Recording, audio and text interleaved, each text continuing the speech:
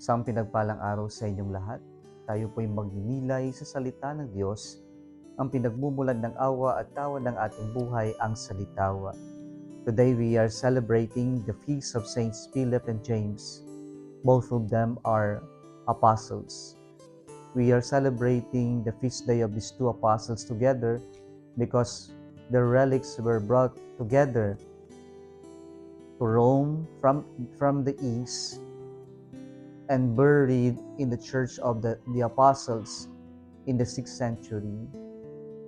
Saint Philip is one of the first apostles or disciples to be called by God, and he was instrumental in bringing Nathanael or Saint Bartholomew to Jesus. He was instrumental in that encounter between Nathanael and Jesus.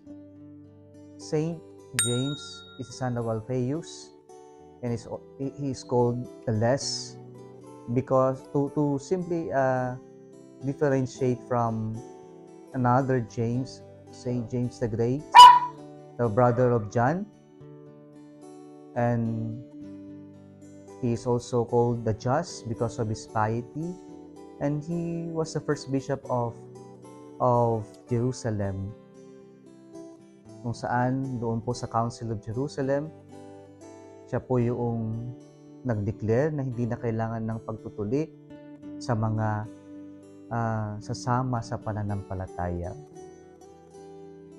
Sa ating ebanghelyo ngayon, narinig natin ang malalim na katanungan ng kagustuhan ni Saint Philip when he asked the Lord, "Lord, show us the Father, and that is enough." Pinapahayag niya kay Jesus na ipakita sa kanya ang Ama, at kapag nakita na niya ang Ama, wala na siyang ibang hahangarin. Mga kapatid, yung pong longing ni Saint Philip is our own longing, that we all desire to be with God, to be united with God. And here, Jesus answers him.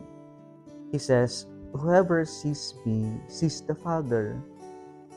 And this answer of Jesus tells us that Jesus, is the one who can only satisfy our longings, our desires in life.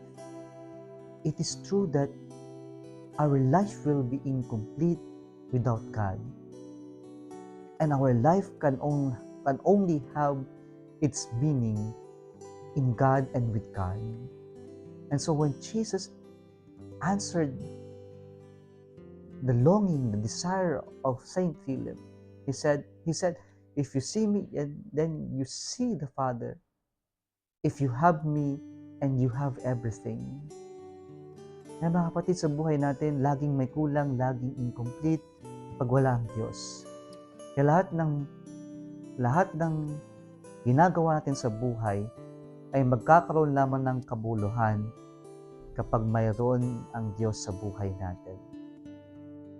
And hopefully, ito yung ating matutunan sa pagdiriwang ng dakilang kapistahan nila Saints Philip and James.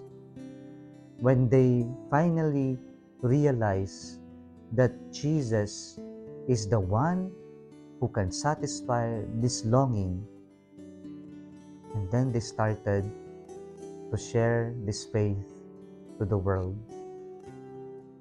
Tayo rin pong mga nakatanggap ng pananampalataya na mula pa sa mga apostol ay meron ding responsibilidad, may misyon tayo na ipahayag ang ating pananampalataya. Huwag lamang tayong maging nominal Catholics. Lahat tayo na nabinyagan ay may misyon na ipahayag ang Diyos, ang ating pananampalataya sa Diyos na nabuhay sa ating kapwa-tao. Kung nagustuhan mo ang video na ito, huwag kalimutang mag-like, i-share at mag-subscribe sa Salitawa Facebook page and YouTube channel. Muli isang pinagpalang araw sa inyong lahat.